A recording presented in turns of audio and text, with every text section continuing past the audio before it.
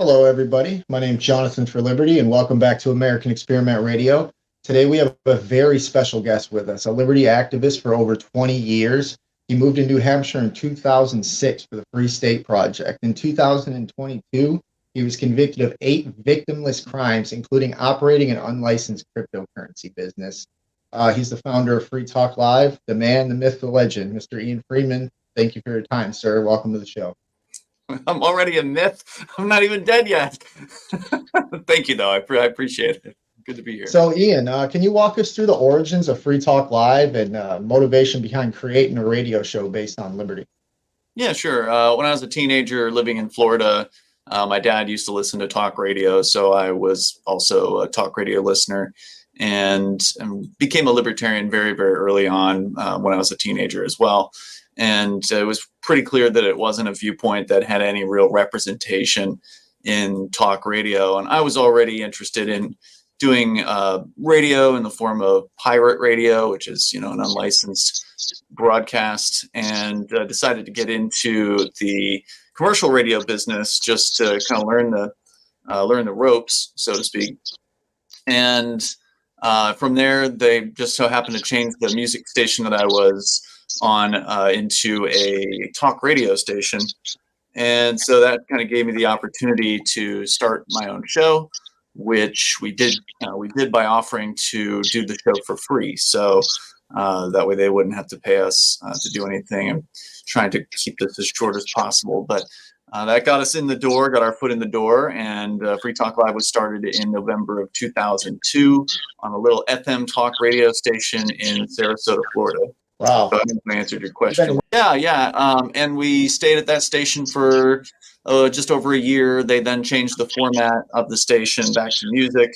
And I then took the show to a local AM radio station at that point, and we bought some airtime at that station, and then ultimately moved to a different station in town. And then we finally got what they call syndicated in the business, and that allowed us to get our show up on a satellite, so stations all around the country could pick us up. We started with, I think, 3 stations in syndication, and we now have about 175 coast to coast, and a few over in Guam. Well, it's definitely an honor to have somebody who has such a big voice in the libertarian community, such as yourself, on the show.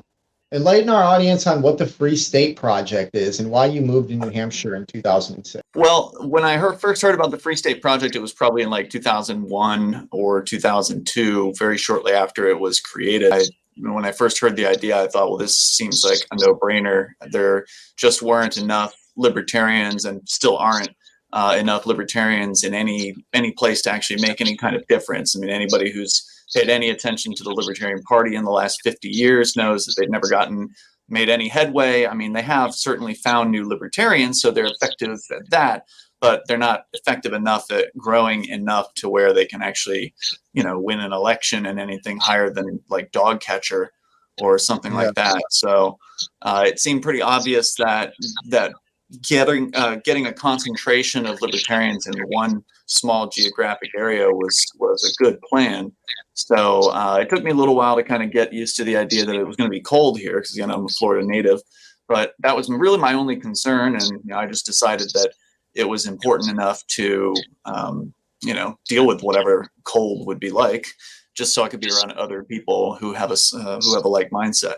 So that was I made the move in 2006, which is about 3 years after New Hampshire was chosen. And I'm one of the first couple hundred movers here to New Hampshire, and it's been great. Really, anybody out there that's watching this that is really serious about advancing the ideas of liberty in their lifetime, you have to be with other people who have a similar mindset. And I guess, Jonathan, you've been here, you've spent some time working in New Hampshire. I presume you got a taste of what the community was like up here while you were here? Yes, sir. It's one of the most beautiful states I've ever been to. I mean, every state has its beauty. Every place has its own natural beauty. It certainly does have that. Seasons are really a nice thing to have. I like the contrast of it. But being able to be around people who have a similar viewpoint, who are committed to the ideas of non-aggression and peace and liberty, there's just nothing else like it out there. There's nothing that even comes close. There's no other political migration for libertarians, and there's certainly nothing that has ever had the impact that the Free State Project has had. I mean, we actually have Free Staters who are elected here. They are in state representative seats, and we just got the first New Hampshire senator Free Stater last year. So for those people that are looking to work within the system, there's nowhere else where libertarians get elected. Now, they don't get elected running as libertarians, they get elected running as Republicans or Democrats. Yeah. And that's a testament to the strength of the libertarian movement here, is that we have so many people who've moved here that we can actually infiltrate the other parties, the major parties. It used to be when I was a Libertarian Party member back in the day, the problem was the Republicans were infiltrating the Libertarians. Well, now we're doing the reverse here in New Hampshire, and there's really nothing that they can do about it. In fact, they have to kind of start pandering to the Libertarians because they want their support. Yeah, absolutely. I mean, me and Zolfi met on a campaign there in New Hampshire. We're both libertarians.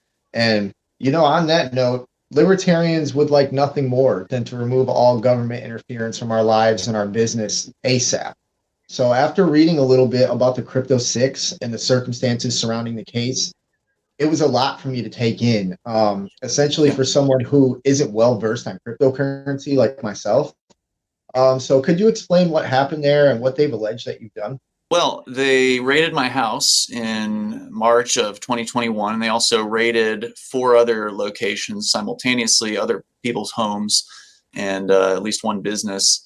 And it was, about 50 federal agents here, including the FBI, the ATF, the IRS, the Postal Service, some local cops. About 6 in the morning, they smashed in some windows. They ran a Bearcat with a battering ram into the front door on the other side of my house. This is a duplex. And they were after my neighbor there, who is a man who changed his name legally to Nobody to run for governor here in New Hampshire a couple of years ago. Yeah, it's fun. Good puns with that one. They smashed some windows in. They flew in a drone. We woke up, came downstairs. There was all this broken glass there. They wanted us to put on our shoes, which were full of broken glass, and then come outside. And thankfully, they didn't shoot the dog. So that's the one bright spot in the whole circumstance. Although they did let him run around in the streets without picking him up for about 15 minutes. So, luckily he survived the encounter. And then they came in and they arrested me and they arrested Nobody. And they ultimately arrested 6 people in, different places here in New Hampshire and accused us of a bunch of victimless crimes, so-called crimes, which involved the sale of Bitcoin without asking for government permission. I mean, that's ultimately what it all boils down to. There were literally dozens of different charges that they brought, everything from money laundering to operating a money transmission business without a license. And I got convicted of all 8 counts that I went to trial on because I didn't take the plea because I didn't do anything wrong. And I still, don't believe that what we did was illegal. The rest of the Crypto 6, with the exception of one who had her charges dropped, they all took guilty pleas ultimately, sadly. And that's what people will do most of the time when the federal government comes after them for any charges, whether they're legitimate or not, is they'll take a plea deal because the federal gang is very scary. They will threaten you with essentially the rest of your life in prison, which is what I'm facing right now. And if you don't take the plea, which, you take the plea, you might get away with time served, as 3 of the other Crypto 6 defendants did. And you might get away with just a couple of years. My friend Aria DeMezzo was sentenced to 18 months just a few weeks ago, and she'll be checking into some federal minimum security facility here within the next couple months for that. And again, she didn't commit any actual crime with a victim, but she was facing dozens and dozens of years, if not 100 years or whatever, in prison. So you can understand why somebody would tap out and take a plea in a situation like that. But I went to trial. Juries can be fickle. I rolled the dice, and they decided to convict me of absolutely everything, even though there wasn't even enough evidence that was introduced to actually, I think, provide for a conviction. They didn't prove their case on any of the 8 counts, and it was an absolutely ridiculous witch hunt going against Free State Project participants, libertarians, hosts of my radio show, and cryptocurrency advocates. And it's part of a larger attack against the cryptocurrency movement that is being brought by the federal government in different areas. So you've got the Justice Department that is bringing criminal charges against Bitcoin sellers, what you might call a peer-to-peer Bitcoin seller, like what we were doing. But then you also, on the other hand, you have the Securities and Exchange Commission bringing civil cases against cryptocurrency exchanges like Kraken and Bittrex and others. And then the Commodities Futures Trading Commission bringing a civil case against Binance, which is another Bitcoin exchange. So they're essentially, what they're doing is, Jonathan, they're trying to shoehorn cryptocurrency and Bitcoin into all these really old statutes in the federal government. And they're essentially saying, well, Bitcoin or crypto is whatever we say it is for whatever is convenient for what we're trying to do. So the IRS says that Bitcoin is property. The FBI and the so-called Justice Department says that crypto is money. And so money transmission laws apply, they say. The SEC says that most cryptos are securities, and so the almost 100-year-old securities law applies to it. And the Commodities Future Trading Commission says it's a commodity. So it's whatever they want it to be, as long as they can put cryptocurrency advocates in prison and or completely destroy their business and empty their bank accounts. So what they're doing to us is just part of a larger attack against cryptocurrency. Well, it's been a larger attack on the American public's money since, this all started anyways. They want to tax everything no matter what. And so what is your strategy on challenging, well, not challenging your conviction, because technically you've already been convicted, but what's your strategy on going about your appeal? Going about what? I'm sorry. You have an appeal coming up. What's your strategy on going about that? Yeah. So first, we have to go through the sentencing procedure, which we're still dealing with that at the moment. You can't appeal until the sentencing happens, and so we have to go through that. So even though we don't think they proved their case and that nothing that I did was actually illegal, we still have to sit through the sentencing, and that right now they're pushing for 30 to 70 years, I think, is the estimated sentencing guidelines range on these completely victimless so-called crimes. That my attorney has said that this range is way out of whack, so we have to challenge the sentencing guidelines. The judge can rule outside of the sentencing guidelines. He can depart from the guidelines if he so chooses to do. He can depart and go higher. He can depart and go lower. So just because it's that range doesn't necessarily mean that it's going to end up there. But regardless of whether it's the best case scenario, which is time served and you get to walk out of the court, 70 or 100 years or whatever it is, we are going to appeal all 8 counts. So that is the next step. Okay, and for anybody wondering out there, you can go to Free Talk Live. If anybody wants to go out there and advocate for Ian and write a letter to the judge, that's available. If he's changed your life in any way, if you believe that he's better out here in free society than in there, go ahead and shoot that letter to him. You can email it, or he has a physical address that anybody that can go ahead and send that in. That's very kind. The direct link to that is letters.freetalklive.com for people that think that I'd be better off on the outside than the inside. I definitely appreciate that. And we've already received over 100 letters from people, including state representatives to an actual elected sheriff in Arizona. So anything that anybody wants to say on my behalf is certainly appreciated. You can also go to thecrypto6.com. That is not my website, but it is a site that does a very good job of kind of exploring and explaining the things that have happened and linking to there's video of the raid if you want to see what it's like to have your house broken into by a dozen armed men or whatever. It's pretty harrowing. You can see that there at the crypto6.com. I mean, I get pretty fired up when I hear things like this, because the government and the way that they're tyrannizing people, this is so ridiculous these days. That's very sad to see that. I'm you'll think that it was they were taking down a terrorist or something, the way they came in. They throw like a flashbang or a smoke grenade outside, and then they smash in the windows. They roll up 2 Bearcats, bust in one of the front doors, and then they send in the drones, and it's wild. I don't know what that cost them to do, but it wasn't a cheap operation. They could have just walked up at high noon and knocked on the front door and we would have come outside, but they had to make a big show of it. They got all their toys, so they got they got to put them to use against somebody. Yeah.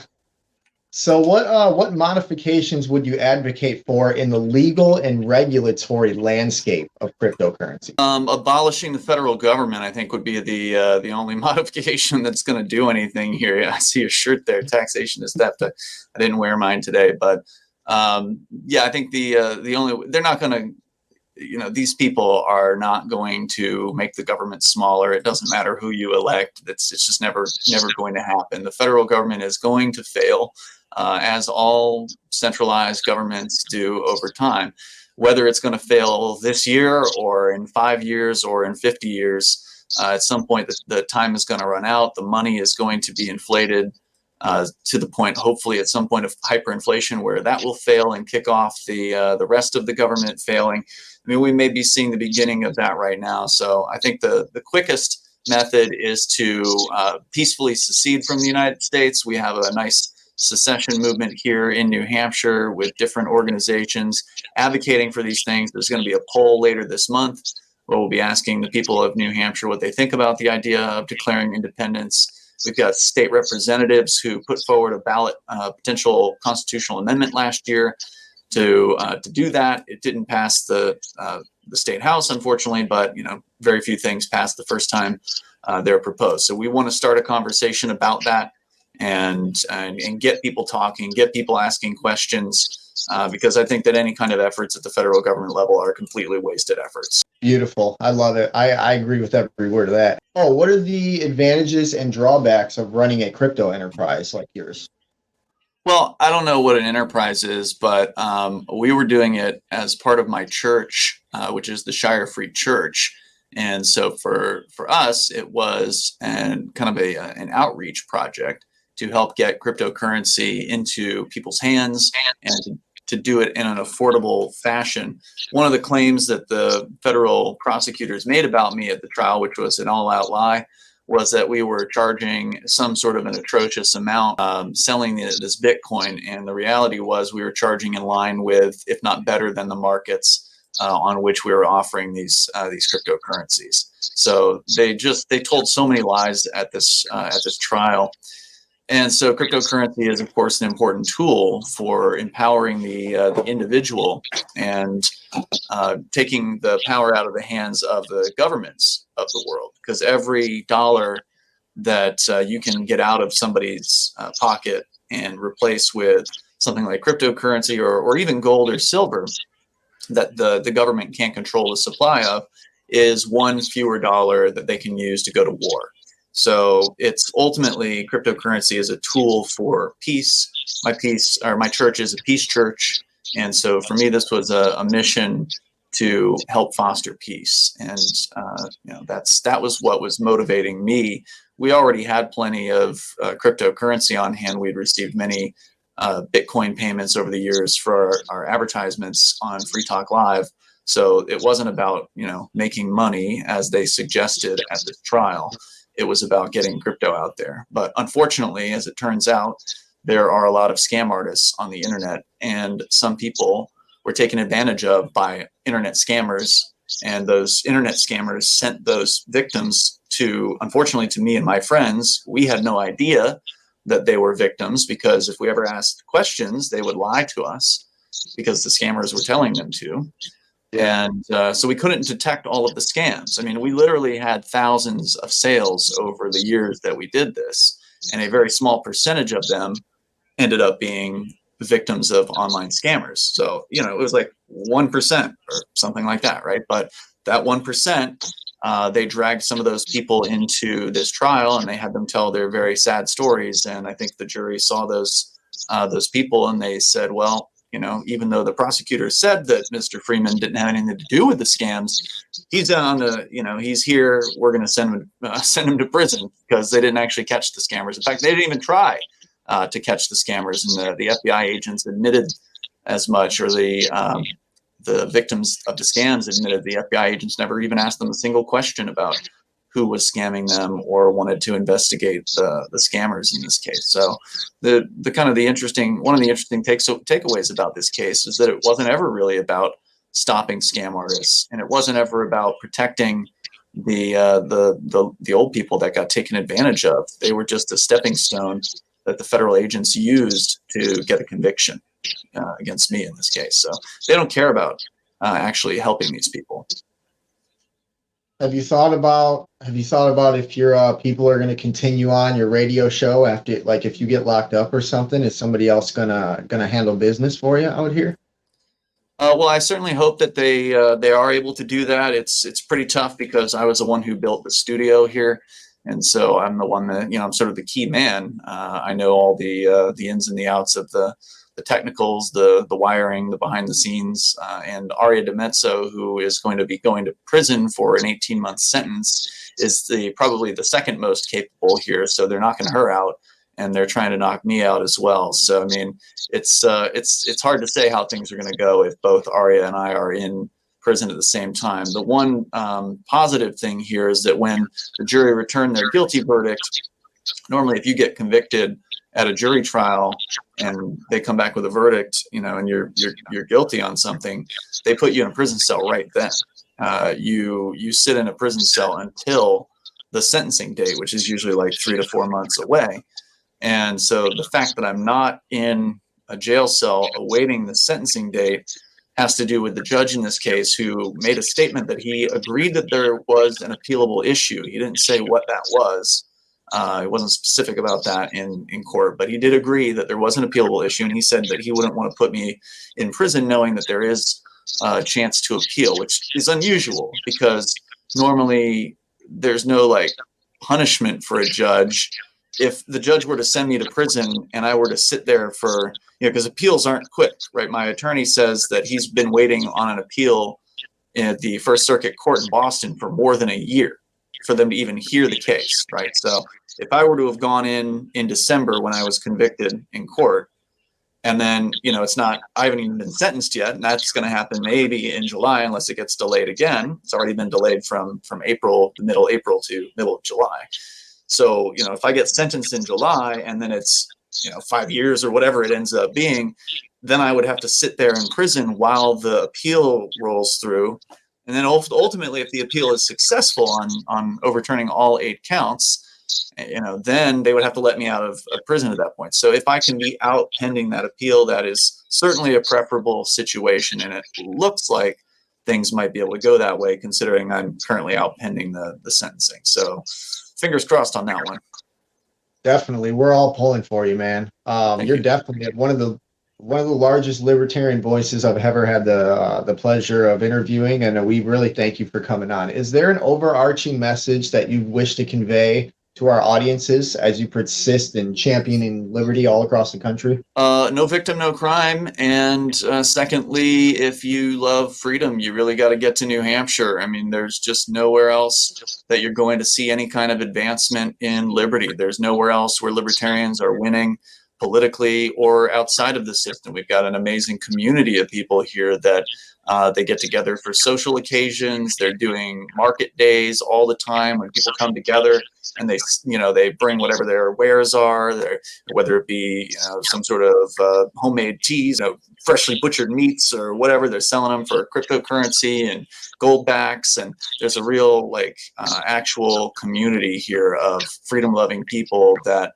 are just making a better life here together, and there's nothing else like it. So if you haven't taken the time to come visit New Hampshire, if you can make it up for the Porcupine Freedom Festival and Fork Fest coming up in actually about a month from now, you should come on up, but you don't have to come to that. You can come anytime, and there's literally a calendar of events that is busier than any libertarian calendar out there anywhere on the planet. So there's always stuff going on here.